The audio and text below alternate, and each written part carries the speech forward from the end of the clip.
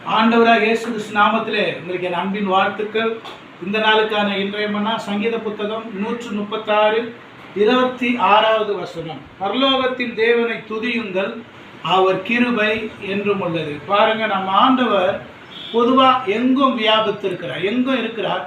ஆனாலும் விசேஷமாக பரலோகத்தில் அவர் சிங்காசனம் போட்டு அமர்ந்திருக்கிறார். பரலோகத்தின் தேவனை நாம் என்ன பண்ணணும்? துதிக்கணும். அப்போ ஆண்டவரை நல்லா துதிக்கிற பொழுது, ஸ்தோத்தரிக்கிற பொழுது, கர்த்தர் நம்முடைய வீடுகளில் எங்கெல்லாம் துதிக்கிறோமோ அவர் பிரசன்னராக இறங்கி வந்துடுவார், நம்மை ஆசீர்வதிப்பார்.